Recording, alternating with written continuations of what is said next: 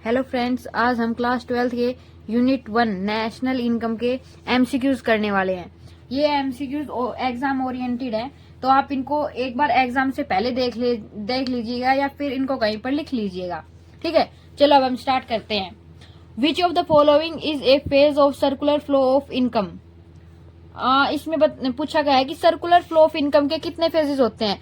तो हमें पता है कि सर्कुलर फ्लो ऑफ इनकम के टोटल 3 फेजेस होते हैं। नंबर 1 है generation phase, number 2 distribution phase और number 3 disposition phase. Generation phase होता है जहां पर प्रोडक्शन किया जाता है, गुड्स एंड सर्विसेज का प्रोडक्शन किया जाता है, उसे जनरेशन फेज कहते हैं। और दूसरे नंबर पे है डिस्ट्रीब्यूशन फेज, मतलब जहां पर इनकम जनरेट होती है, जैसे वेजेस और सैलरीज के थ्रू। ओके। और तीसरे नंबर पे है डिस्पोजिशन फेज। डिस्पोजिशन फेज वो फेज होता है जहां पर हम अपनी इनकम को खर्च करते हैं और वो किसी दूसरे की इनकम बनती है। ठीक है, तो इसका ऑप्शन हो जाएगा D, all of the above. Second, market price and factor cost will be equal when there is. अब हमें पता है मार्केट प्राइस और फैक्टर प्राइस इक्वल कब होंगे। अब मार्केट प्राइस को फैक्टर प्राइस में करने के लिए हमें माइनस एनआईटी करना पड़ता है, तभी आपस में इक्वल होते हैं। यानी अगर ये दोनों आपस में इक्वल है तो हमें एनआईटी को हटाना पड़ेगा, यानी no indirect tax and subsidy then इसका आंसर हो जाएगा D, no indirect tax and subsidy. Okay. Question 3, which of the following is not considered a factor income. अब फैक्टर इनकम क्या होती है, जो जब इकोनॉमी में कुछ प्रोड्यूस्ड हुआ हो, मतलब कि हमने मेहनत करके कमाया है ना जो पैसा, वो होता है फैक्टर इनकम। अब इसमें देखो रेंट भी हमें रेंट मतलब फैक्टर इनकम है, वेजेस फैक्टर इनकम है, और गिफ्ट्स फ्रॉम अब्रॉड ये इकोनॉमी में कुछ प्रोड्यूस नहीं हुआ है और ना इसके लिए हमने मेहनत की है, तो इसका आंसर हो जाएगा C, gifts from abroad. Question number 4, losses are classified as stock variable. Losses are classified मतलब लॉस स्टॉक वेरिएबल है या फ्लो वेरिएबल है, या फिर दोनों है। देखो, स्टॉक वेरिएबल और फ्लो वेरिएबल का डिफरेंस तो आपने पढ़ा होगा। ओके। अब प्रॉफिट होता है, लॉस होता है, वो एक स्पेसिफिक पीरियड पे निकलता है, तो इसका आंसर हो जाएगा फ्लो वेरिएबल, क्योंकि प्रॉफिट और लॉस जैसे अकाउंट हो गए वो एक फाइनल पीरियड में निकलते हैं, तो ये हो गया एक फ्लो वेरिएबल। अब question number 5, which of the following is a method to measure the national income. National income national income को मेजर करने के मेथड कौन कौन से हैं। तो हम जानते हैं कि नेशनल इनकम के मेजर करने के लिए 3 मेथड है, expenditure method, income method, product method. Then इसका आंसर हो जाएगा ऑल ऑफ दी अबोव। अब एक्सपेंडिचर मेथड क्या होता है। एक्सपेंडिचर मेथड मतलब purchase of final goods and services in an accounting year. ठीक है, वो एक्सपेंडिचर मेथड होगा। इसमें प्राइवेट फाइनल कंजप्शन एक्सपेंडिचर आता है, गवर्नमेंट फाइनल कंजप्शन एक्सपेंडिचर आता है, इन्वेस्टमेंट एक्सपेंडिचर आते हैं और नेट एक्सपोर्ट्स आते हैं। और इनकम मेथड को डिस्ट्रीब्यूटेड शेयर मेथड और फैक्टर पेमेंट मेथड भी कहते हैं। इसमें ये method sum of factor incomes का होता है, सम ऑफ फैक्टर इनकम्स। अब फैक्टर इनकम्स क्या होते हैं, इसमें compensation of employees, operating surplus और मिक्स्ड इनकम आते हैं। ठीक है। और प्रोडक्ट मेथड, इसमें वैल्यू एडिशन होता है। प्रोडक्ट मेथड में क्या होता है, वैल्यू एडिशन।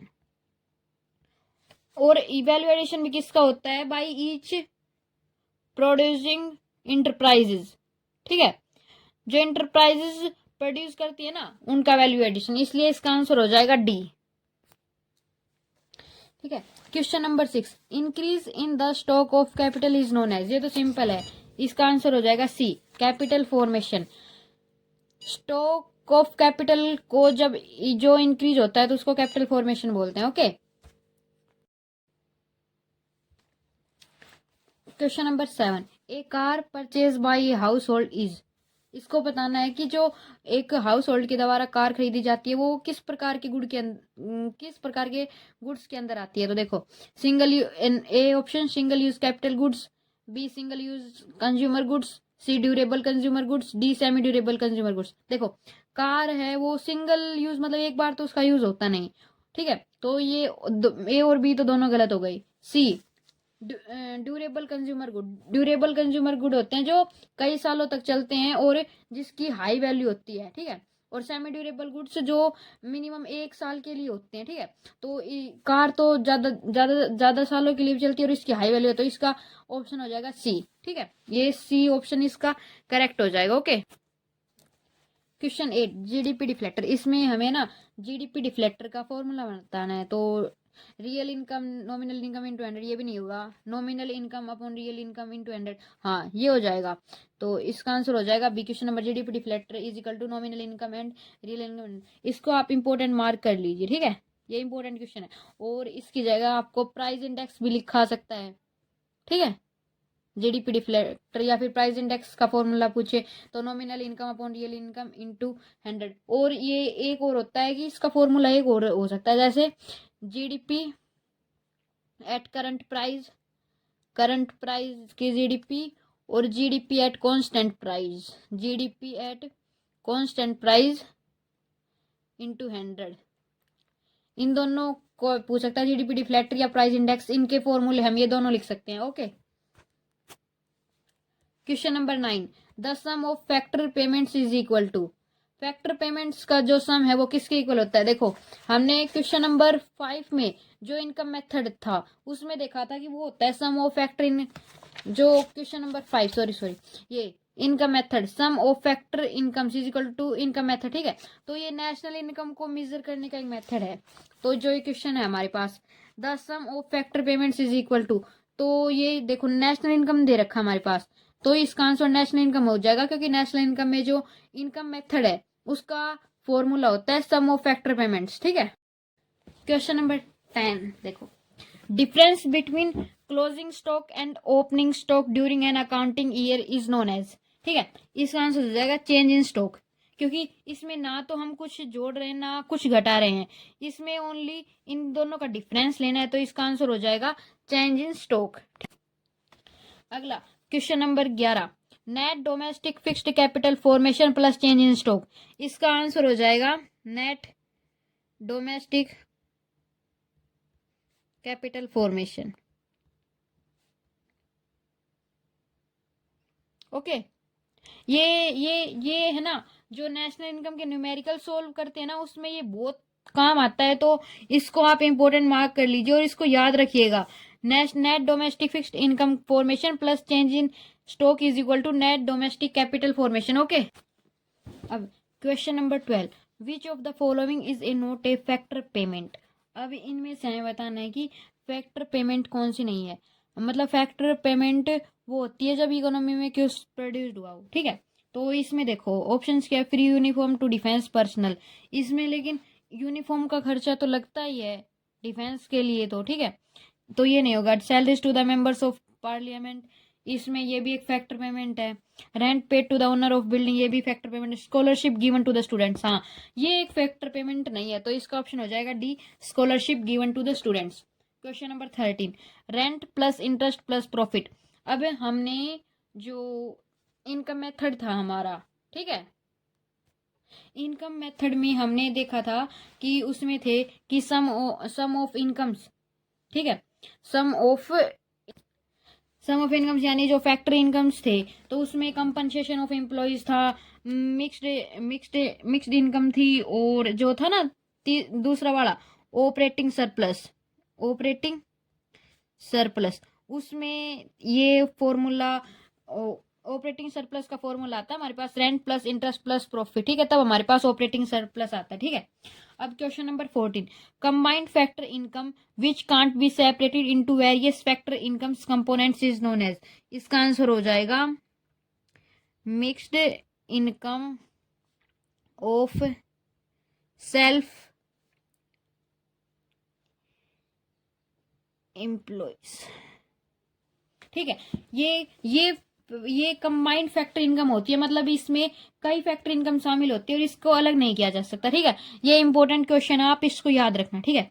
अब question number 15, problem of double counting can be avoided by using. अब इसके तो हमें पता है, ये हमने वैल्यू एडिड मेथड में देखा था कि जो डबल काउंटिंग को अवॉइड करने के उसके दो मेथड हैं। एक तो फाइनल आउटपुट मेथड और एक वैल्यू एडेड मेथड, ठीक है।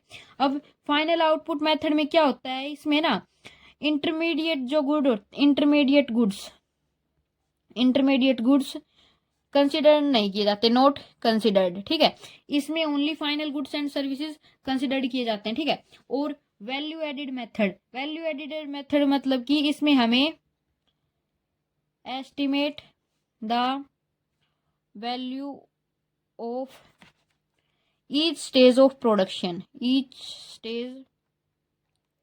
प्रोडक्शन, मतलब हमें इसमें जो जो प्रोडक्शन का स्टेज आता जाए उसमें इसकी वैल्यू एस्टिमेटेड करनी चाहिए। तो इसका आंसर होगा सी, ठीक है, बोथ ए एंड बी। आज का last question number 16, the impact of an externality is, ठीक है। इसमें हमें बताना है कि इसके पॉजिटिव होता है, नेगेटिव होता है, आइदर पॉजिटिव और नेगेटिव होता है, फिर नाइदर पॉजिटिव और नेगेटिव होता है। तो इसके ना पॉजिटिव भी अफेक्ट होते हैं और नेगेटिव भी होते हैं, ठीक है। आइदर पॉजिटिव और नेगेटिव इसका आंसर हो जाएगा। इसके लिए एग्जांपल में लेते हैं। पॉजिटिव में तो हो गया कि मिस्टर एक्स ने एक गार्डन बनाया, ठीक है, और उसका मिस्टर वाई उसको एंजॉय करते हैं बिना किसी उसको पे नहीं करते, ठीक है, लेकिन फिर भी उसका आनंद लेते हैं, तो ये एक पॉजिटिव हो गया। अब नेगेटिव में लेते हैं, जैसे इंडस्ट्री है, इंडस्ट्री का जो पोल्यूशन होता है उसका नुकसान मतलब बहुत सारे जो आसपास के जितने भी लोग रहते हैं उन सभी को होता है, और इसके लिए वो पे भी नहीं करते, तो इसका पॉजिटिव भी हो गया, नेगेटिव हो गया, ठीक है। इसके पॉजिटिव भी इम्पैक्ट हैं और नेगेटिव भी इम्पैक्ट हैं। ये हमारे जीडीपी एंड वेलफेयर की लिमिटेशन में है ना, उसमें से ये क्वेश्चन है। तो आप उनको एक बार जरूर देख के जाएगा, क्योंकि वो एग्जाम के ओरिएंटेड बहुत ही अच्छे बहुत ही बेस्ट क्वेश्चन है उस चैप्टर में से, ठीक है। तो आज के लिए बस इतना ही, फिर मिलते हैं नेक्स्ट वीडियो में। Take care and bye bye.